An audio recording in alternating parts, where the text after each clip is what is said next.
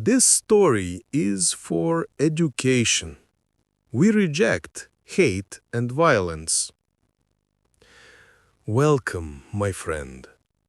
Today we will travel through time to explore the life of a boy who grew up in a small apartment in Leningrad and later became one of the most known leaders in the world.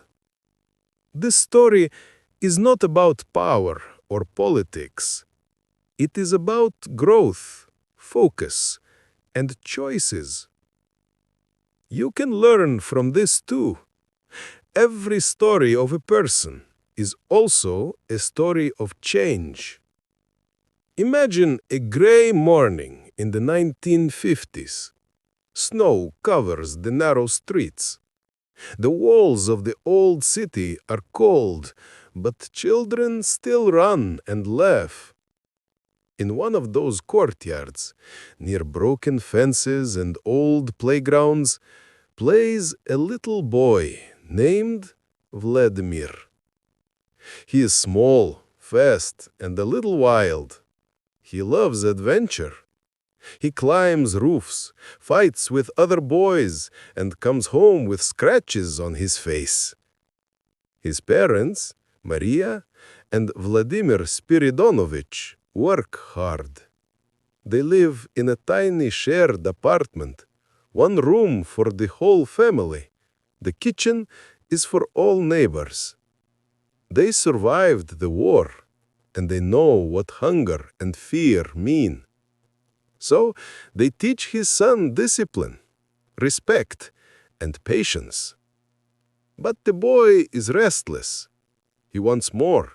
He wants to understand how the world works.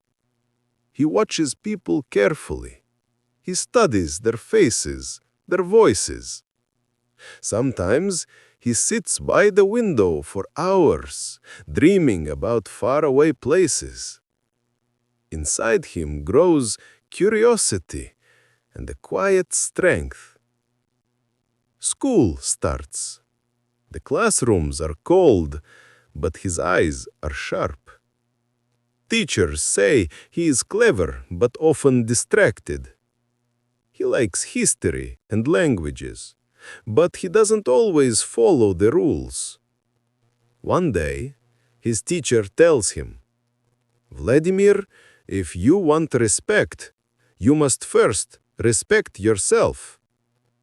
Those words stay with him. After school, he trains in judo. At first, it's hard. He loses, falls, and gets angry. But he keeps coming back. He learns that real power is not in muscles. It is in control. Control of body, mind, and emotion.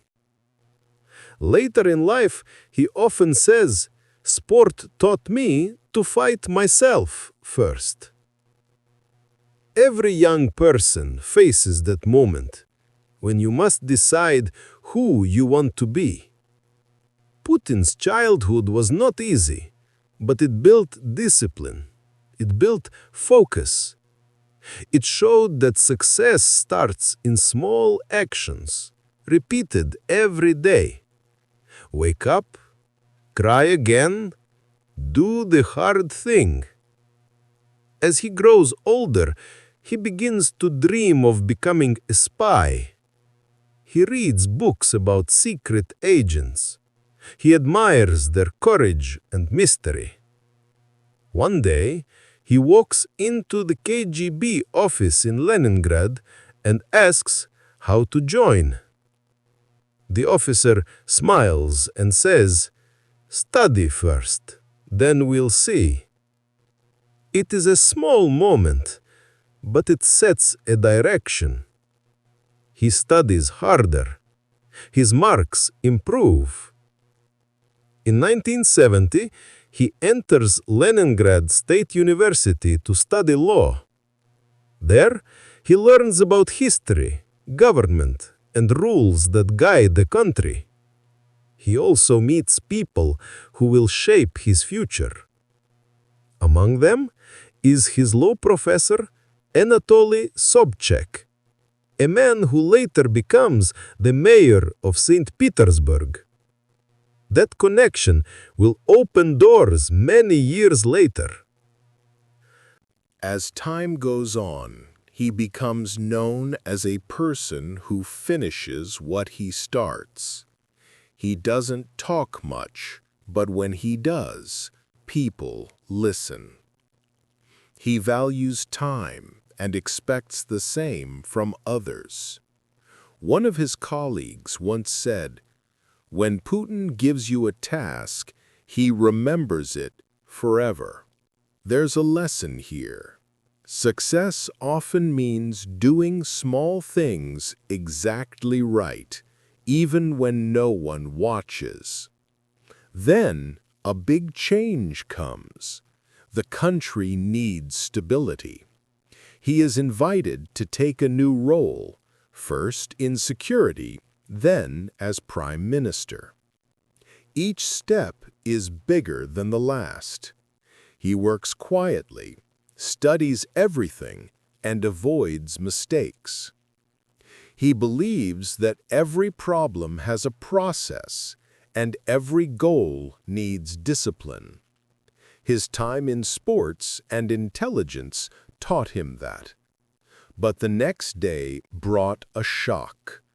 In 1999, the president of Russia resigns, and Vladimir Putin becomes acting president. It happens quickly, almost unexpectedly. Many people don't know his name yet. The world looks at him and asks, "Who is this man?" He simply answers with work. When he first sits in his new office, he doesn't celebrate. He takes a deep breath and thinks of responsibility. He knows the country is tired of change, of poverty, of confusion. He decides his mission is to bring order and unity. He says, softly, "We must restore the state." Those words become his focus. Imagine that moment, one person in a huge office, knowing the weight of millions depends on his choices. It's not just politics, it's a test of balance, courage, and patience. He knows that one wrong move can break trust. So he returns again to the habits from childhood. Stay calm, stay disciplined, stay focused. He works from early morning to late night. No big emotions, no chaos, just one task at a time. As president, he builds his image carefully. He often shows energy, control, and physical strength. He rides horses, practices judo, dives, and travels across the country. These are not just pictures, they're symbols. He wants people to see confidence and action. He believes leadership is not words, but movement. Still, inside, he keeps a simple rule: do what you promise. In leadership, silence can be louder than speech. He knows that the world watches every gesture, every word. So he uses few, but clear ones. Some people admire that, others question it. But his goal stays the same: to keep control and direction. Years pass. He faces crises, changes, new challenges. He works through them with the same discipline. He builds a circle of people he trusts and keeps his focus tight. At the same time, he builds a public image, strong, calm, and in control. He travels, meets leaders, speaks at world events, and represents his country with measured words. He often says that life is like sport. You win only if you train every day. He still practices judo, still wakes early, still values time. He doesn't like lazy people or excuses. He believes that if you want respect, you must earn it through effort. This idea becomes the center of his leadership style. But what happened next changed everything. At the university, he's quiet. He doesn't talk much, but he listens. He keeps a notebook where he writes thoughts, plans, and quotes he likes. Friends say he was serious, always thinking 2 steps ahead. He joins the Communist Party, as most students did at that time. But he focuses more on his studies than politics. After graduation, he applies to the KGB, the Soviet Security Service. This time, they accept him. He begins his training in Moscow, learning languages, analysis, and discipline. For him, it's like entering another world, a place of order, rules, and secrets. He learns German and later works in East Germany as a young officer. Those years teach him patience again and silence. He learns that small actions can change big events. He also learns how people live outside his country. It opens his eyes to a different world, one with freedom, chaos, and creativity mixed together. But the next turn surprised him. He returns to Leningrad in the early 1990s after many years abroad. The world has changed. The Soviet Union is gone. The city has a new name again, St. Petersburg. People feel lost. Many are poor. Shops are half empty, but hope is in the air. Change is everywhere, but nobody knows where it will lead. Vladimir starts working at the university, helping international relations. Then, his old professor, Anatoly Sobchak, becomes mayor and invites him to join the new city administration. He accepts it. It is not about power for him. It's about building something from the beginning. He organizes foreign contacts, trade, and city projects. He learns how to manage people, how to stay calm when others panic. People notice that he never raises his voice. When things go wrong, he just listens quietly and gives short answers. It becomes his style, calm on the surface, focused inside. He works hard, often staying late in the office. His team says he never asks others to do something he wouldn't do himself. Still, it is not easy. Russia in the 1990s is full of confusion and danger. Some people chase money, others chase safety. He watches, learns, and tries to stay honest. He believes that order and discipline are more important than chaos. One day, he gets a call from Moscow. They want him to join the federal government. It is a new challenge, a new world again. He packs his things and moves quietly. In Moscow, he works in different roles, often behind the scenes.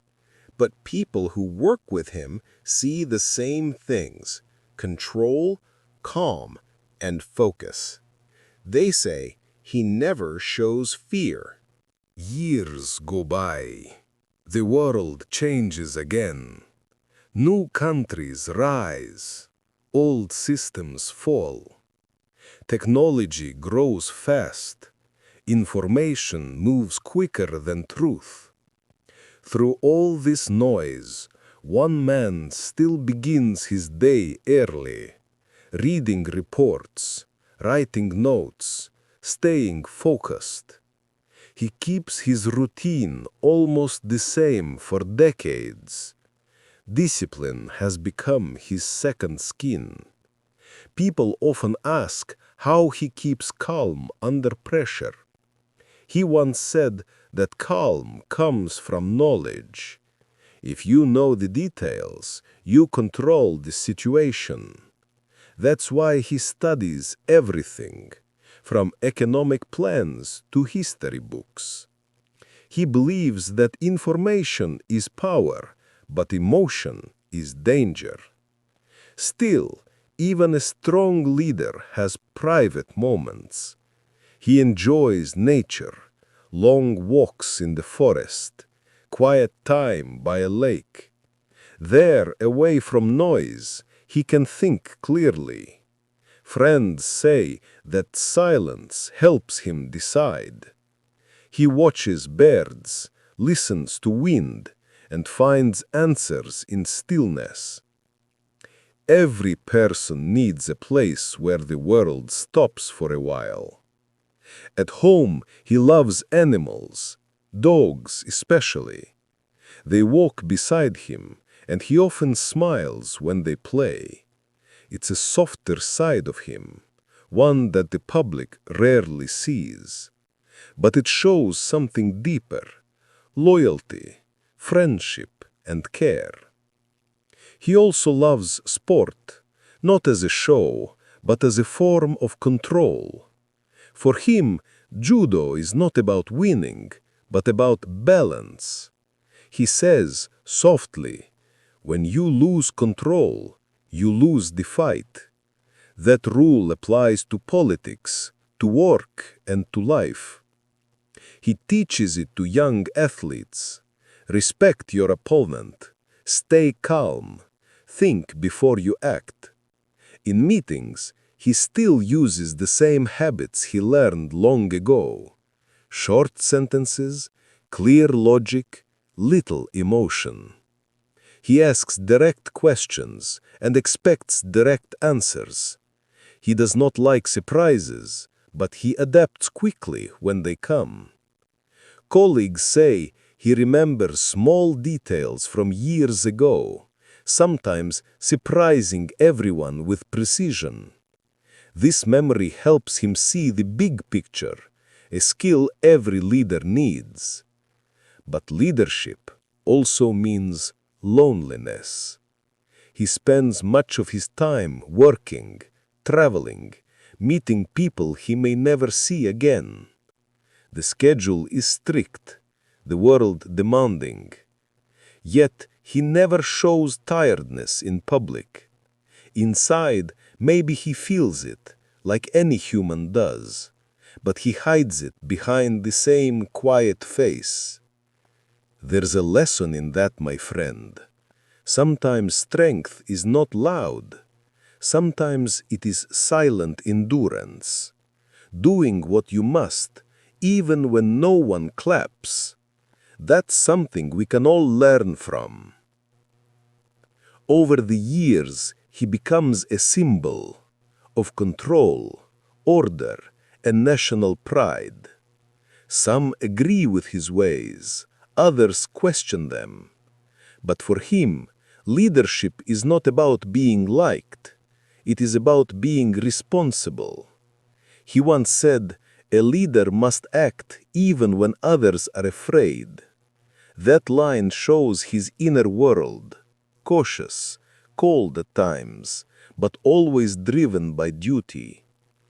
As his presidency continues, the country changes again. New generations grow up, new technologies appear, new challenges rise. He tries to adapt, to stay modern, yet keep traditions alive. He supports culture, sports, education, areas he believes can build identity. At the same time, he keeps his personal life very private. He believes that public work and private life should not mix. Still, stories about his childhood sometimes return in interviews. He remembers the small apartment, his parents' hard work, the lessons of hunger and hope. He says those early years taught him to value time and never waste it. He often repeats that habit and focus are stronger than talent, because talent fades, but habit stays. After all this, one truth remained. Life is about discipline and purpose. Without it, power or success mean nothing. He started as a curious boy from a poor courtyard. He grew into a man who believed that control brings order.